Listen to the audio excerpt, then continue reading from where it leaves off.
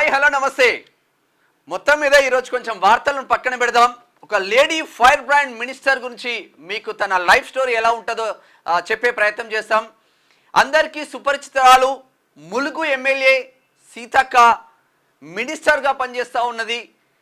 ఏకంగా నక్సలైట్ నుంచి మంత్రిగా ఎదగడం అంటే ఆషామాషి ముచ్చట కాదు. ఎంతో దృఢ సంకల్పం ఉంటే ఎదగలేని పరిస్థితి. బ్యాక్ బోన్గా ఫ్యామిలీలు రాజకీయాల్లో లేదు తనకి. తనే రాజకీయంగా ఓనమాలు నేర్చుకొని ఈ మంత్రి స్థాయి వరకు ఎలా వచ్చింది, అసలు బాల్యం ఎలా గడిచింది, వివాహం ఎలా జరిగింది, అసలు ఎప్పుడు రాజకీయాల్లోకి మంత్రి సీతక్క అడుగుపెట్టింది. మరి ఆదివాసీ కోయలకే ఒకప్పుడు సీతక్క అంటే నేనున్నా అన్న కాన్సెప్ట్లో ఉండేది. మరి ఇప్పుడు తెలంగాణ రాష్ట్రంలో అక్క అంటే నేనున్నా అని ముందుకు వస్తూ ఉంది ధనసరి సీతక్క. మరి అందరికీ అనసూయ అంటే చాలామందికి తెలియకపోవచ్చు, బట్ సీతక్క అనే వెల్ నోన్ పర్సన్గా మీకు అందరికీ తెలిసింది. మరి 1971లో జూలై 9న జన్మించిన సీతక్క జగ్గన్నపేట గ్రామం, ములుగు మండలం, ములుగు నియోజకవర్గంలో అంటే ఉమ్మడి వరంగల్ జిల్లాలో జన్మించింది.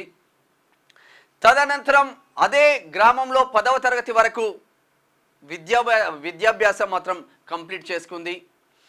మరి 1971లో జన్మించిన సమ్మక్కల రెండో సంతానమే మన సీతక్క. 1971లో జన్మించిన సీతక్క 1988లోనే నక్సల్ పార్టీలోకి వెళ్ళిపోయింది. అంటే కేవలం 17 సంవత్సరాల వయసులోనే 10వ తరగతి చదువుతున్న కోణంలోనే గిరిజనుల పైన దాడులు కావచ్చు, ఆదివాసీల పైన గుండాగిరి కావచ్చు, మొత్తం ఈ అన్యాయాలను తట్టుకోలేక ప్రశ్న అనే ఆయుధాన్ని ముందుకు తీసుకువచ్చింది సీతక్క. అదే ప్రశ్నిస్తూనే నక్సల్స్ పార్టీలోకి వెళ్ళే విధంగా తనను ప్రోత్సాహం చేసిందని చెప్పుకోవచ్చు. మరి సుదీర్ఘ పోరాటం నక్సల్స్ పార్టీలోకి వెళ్ళిన తర్వాత దళ కమాండర్గా ఎన్నో వివిధ స్థాయిల్లో పనిచేసిన సీతక్క గిరిజనుల భూములను లాక్కోవడం, ఆదివాసీల భూములను లాక్కోవడం, కనీసం కూలీ చేస్తే కూలీ పని డబ్బులు కూడా ఇవ్వకుండా వేధించిన సావుకారులు అనుకోండి, పెత్తందారులు అనుకోండి, పట్వారీలు అనుకోండి, వీళ్ళందరి పైన పెద్ద ఎత్తున పోరాటం చేసిందని చెప్పుకోవచ్చు. దాదాపు 11 సంవత్సరాల పైచిలుకు నక్సల్స్గా ప్రజల కోసం, పేద ప్రజల కోసం పోరాటం చేసి, అంటే అప్పుడు ఉన్న ఉద్దేశం కూడా పట్వారీ వ్యవస్థలో ఈ రాజ్యంలో మొత్తం ఒకటి చెప్పిందే వేదం, వాడు చెప్పిందే చేసినట్టు ముందుకు వెళ్ళాలి. అసలు ప్రశ్న అనేది లేకుండా పోయింది. కేవలం నక్సలైట్ అంటేనే ఎమ్మెల్యేలు కానీ ప్రజాప్రతినిధులు కానీ భయపడే పరిస్థితి ఉండేది. ఆ కోణంలో ప్రజలకు అన్యాయం జరుగుతుందనే నక్సలైట్గా మారింది మన సీతక్క. మరి ఎంతో మందికి నక్సలిజంలో ఉన్నప్పుడు కూడా ఎన్నో వేల వందల కుటుంబాలకి త్రూఅవుట్ ఇండియా మొత్తం కూడా తను సంచరించిన విషయం అందరికీ తెలిసిందే. ఎన్నో పోరాటాలు చేసి జన నాట్య మండలి వేదికగా ఇటు గద్దరన్న, విమలక్క ఆధ్వర్యంలో ప్రజలను కూడా చైతన్యపరిచే కార్యక్రమాలు ఎన్నో తీసుకుంది మన సీతక్క. తదనంతరం రామన్నను పెళ్లి చేసుకుంది.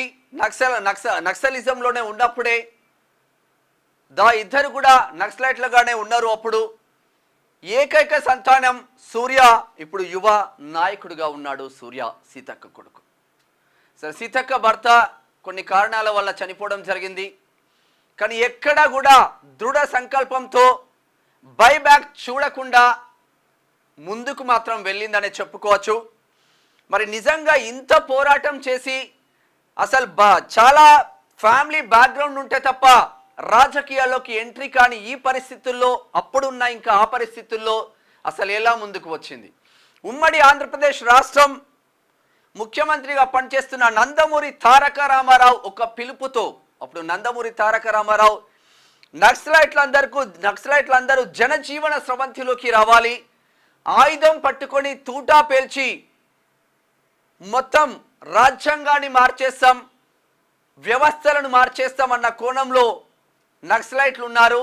అది వ్యవస్థ కాదు, ఓటు ద్వారా మీరు ఇక్కడ రాజ్యాంగంలోకి రావచ్చు, ప్రజలతో మమేకం కావచ్చు, ప్రజా ప్రతినిధులుగా ఉంటేనే మీరు అంతో ఇంతో హెల్ప్ చేయగలుగుతారు అన్న కోణంలో ఆ పిలుపుతో జనజీవన స్రవంతిలోకి రండి అన్న పిలుపుతో అప్పటికే తను అటు బయటికి వచ్చిన తర్వాత ఇంటర్మీడియట్ డిగ్రీ కంప్లీట్ చేసుకున్న తర్వాత మరి లొంగిపోయిన తర్వాత నాకు తెలిసి 23,500 రూపాయలు ఏదో రివార్డ్ ఇచ్చినట్టున్నారు సీతక్కకి. ఆ రివార్డ్తో ఏకంగా ఎల్ఎల్బి కంప్లీట్ చేసుకుంది. అంటే రాజ్యాంగంలోని విలువలు ఎలా ఉంటాయి, రాజ్యాంగ స్ఫూర్తి ఎలా ఉంటాయి, ఆర్టికల్స్ అన్ని ఎలా ఉంటాయి, ఎవరి కోసం పనిచేస్తుంది భారత రాజ్యాంగం అనేది ఎల్ఎల్బిలో కంప్లీట్గా నేర్చుకోవడం జరిగింది. తదనంతరం యాక్టివ్గా ములుగు జిల్లాలోనే కాదు ఉమ్మడి వరంగల్ జిల్లాలోనే యాక్టివ్గా పనిచేస్తున్న అనుభవం తనకుంది. ఎక్కడ ఏ ఇష్యూ ప్రజా సమస్యలు నక్సలైట్గా ఉన్నప్పుడే చాలా వరకు పరిష్కరించేది. ఆ కోణంలో అప్పుడు టీడీపీ గవర్నమెంట్లో మాత్రం అవకాశం వచ్చింది. 2004లో తెలుగుదేశం పార్టీలో జాయిన్ అయిన సీతక్క 2004లో తెలుగుదేశం పార్టీ తరపున అసెంబ్లీకి పోటీ చేసే అవకాశం, సువర్ణ అవకాశం మాత్రం తెలుగుదేశం పార్టీ ఇచ్చిందని చెప్పుకోవచ్చు. అందుగురించే సీతక్కని మీరు గమనించినట్టయితే ఇటు తెలుగుదేశం పార్టీని కానీ చంద్రబాబు నాయుడు కానీ ఎప్పుడు కూడా పల్లెత్తు మాట అనలేదు. బికాజ్ మనకు సహాయం చేసిన వాళ్ళను మనం మర్చిపోకూడదు, మనం అపకారం చేయకూడదు, ఉపకారం చేయకుండా మంచిదే కానీ అపకారం చేయకూడదు అన్న ఒకే ఒక సంకల్పంతో ముందుకు వెళ్తున్నట్టు తెలుస్తూ ఉంది. మరి 2004లో అసెంబ్లీకి పోటీ చేసిన సీతక్క అప్పుడు పోదెం వీరయ్య చేతిలో ఓడిపోవడం జరిగింది. 2004లో ఓడిపోయిన తర్వాత తను టీడీపీ ములుగు నియోజకవర్గ ఇన్ఛార్జ్గా కొనసాగుతూ వస్తున్నది. తర్వాత 2009లో మళ్ళీ సార్వత్రిక ఎన్నికల్లో మాత్రం బంపర్ మెజారిటీతో గెలవడం జరిగింది. ఉమ్మడి అంటే కూటమి అభ్యర్థిగా బరిలో దిగింది అప్పుడు సీతక్క 2009లో ఫస్ట్ టైం ఎమ్మెల్యేగా గెలిచి ఒక నక్సలైట్గా ఉన్న మన సీతక్క అసెంబ్లీలో అడుగుపెట్టింది. గన్ను పట్టిన చేతులతోనే ఓట్ల రూపకంగా అసెంబ్లీలో అడుగుపెట్టిన గొప్ప లీడర్ సీతక్క అని చెప్పుకోవచ్చు 2009లో. మళ్ళీ 2014 ఎలక్షన్లో మాత్రం కొంచెం కష్టకాలమే అని చెప్పుకోవచ్చు. తెలుగుదేశం పార్టీలో ఉంటే అప్పటికి తెలుగుదేశం పార్టీలో ఉంది కాబట్టి సీతక్క కంప్లీట్గా ఉవ్వెత్తున ఎగిసి పడుతున్న ఉద్యమం ఒకవైపు, తెలంగాణ రాష్ట్రం సాధించడం ఒకవైపు, ఎక్కడ చూసినా టీఆర్ఎస్ హవా కొనసాగుతున్న నేపథ్యంలో కూడా 2014లో పోటీ చేసి అప్పుడు అజ్మీరా చందులాల్ మాజీ మంత్రి చేతి మీద ఓడిపోవడం జరిగింది. తదనంతరం 2018 సార్వత్రిక ఎన్నికల్లో ఇదే అజ్మీరా చందులాల్ పైన మళ్ళీ గెలవడం జరిగింది.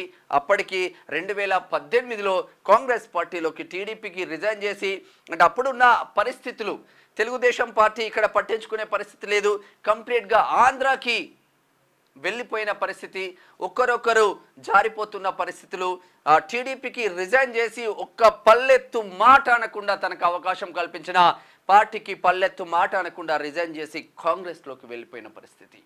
మరి 2018 మాత్రం బంపర్ మెజారిటీతో మళ్ళీ గెలవడం జరిగింది.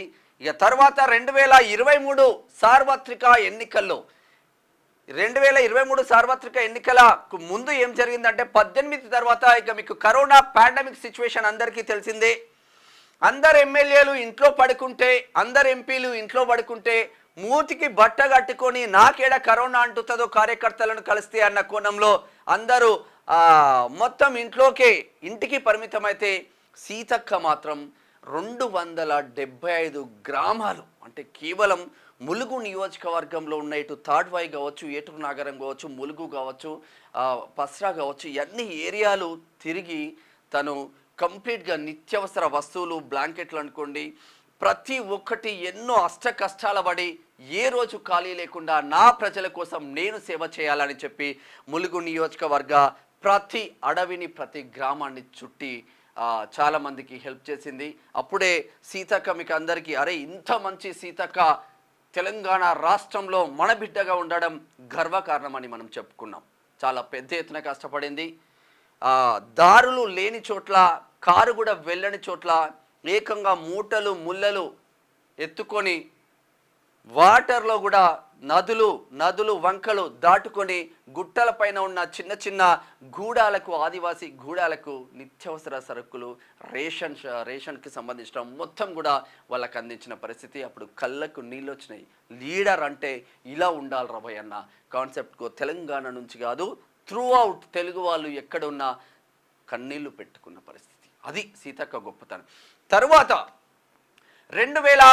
2023 సార్వత్రిక ఎన్నికల్లో మీకు అందరికీ తెలిసిందే, బంపర్ అంటే బంపర్ మెజారిటీతో సీతక్కను ఓడించడానికి అనేక కుట్రలు పన్నిన బీఆర్ఎస్ పార్టీ ఎట్టి పరిస్థితుల్లో సీతక్క ఓడిపోవాలి, సీతక్క ఓడిపోతే తప్ప మనం ఇక్కడ మనుగడ కొనసాగించలేమని చెప్పేసి 2023 సార్వత్రిక ఎన్నికల్లో సీతక్క ఓడిపోవాలని విశ్వ ప్రయత్నాలు చేసినప్పటికీ ప్రజాబలం ముందు, సీతక్క పనిచేస్తున్న విధానం ముందు, సీతక్క ప్రజాబలం ముందు బీఆర్ఎస్ పటాపంచలైపోయింది. మళ్ళీ బంపర్ మెజార్టీతో గెలిచి ఏకంగా 2023 డిసెంబర్ 7న ప్రమాణ స్వీకారం చేసింది మంత్రిగా.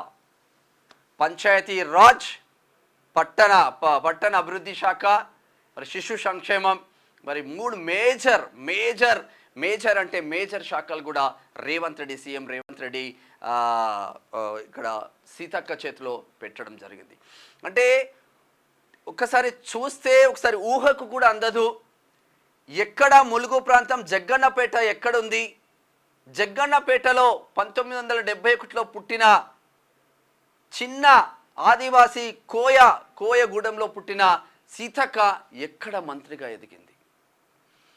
ఈ రోజుల్లో సర్పంచ్ అయితేనో ఎంపీపీ అయితేనో తెల్ల బట్టలు వేసుకొని కింద కనిపించకుండా, ఇక వాడికి మనుషులే కనిపించకుండా ఈ రోజుల్లో సీతక్క ఏ రోజు హంగు ఆర్భాటాలకి చాలా దూరంగా ఉంది.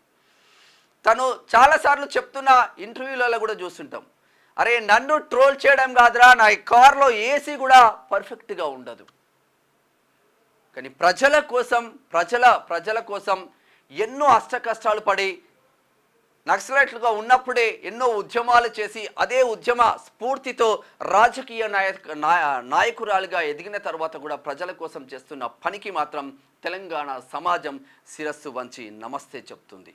మొత్తం మీద గూస్ బాంబ్స్ వచ్చే విధంగా మాత్రం సీతక్క లైఫ్ స్టోరీ మరి చాలా పెద్దగా. అంటే ఏకైక సంతానం సూర్య కూడా జబర్దస్త్గా ముందుకు వెళ్తున్నాడనే చెప్పుకోవచ్చు. ఎక్కడ హంగు ఆర్భాటం లేకుండా ఇప్పటికీ కూడా అక్క అంటే తమ్మి అనే ముందుకు వెళ్తా ఉంది. ఏ రోజు కూడా ఈ పార్టీ ఆ పార్టీ అన్న కోణంలో ఇప్పటికీ చూడట్లేదు. తను ఒక నక్సలైట్గానే ఏ సమస్యలు పేద ప్రజలు వచ్చినా కూడా సమస్య పరిష్కరించే విధంగా చిన్నప్పటి నుంచి 10వ తరగతికి ముందే ప్రశ్నిస్తూనే ఉంది అన్న కోణంలో అప్పటి నుంచి ఇప్పటి వరకు కూడా అదే కోణంలో ముందుకు వెళ్తూ తెలంగాణ రాష్ట్రంలోనే కాదు దేశంలోనే ఒక role model fire brand leader lady సింహం ధనసరి సీతక్క అని చెప్పుకోవచ్చు. మరి సీతక్క నిజంగా అక్క అంటే తమ్మి అని ఆప్యాయతగా పలకరిస్తూ ఉంటుంది. ఇంకా మున్ముందు మరిన్ని పదవులు కూడా సీతక్క అందుకోవాలని క్యూ న్యూస్ మనస్ఫూర్తిగా కోరుకుంటుంది. ఇది సీతక్కకు సంబంధించిన లైఫ్ స్టోరీ. చూస్తున్నాం నాడి క్యూ న్యూస్. నేను మీ మేనం Shyam. Thank you so much. Signing off. Thank you.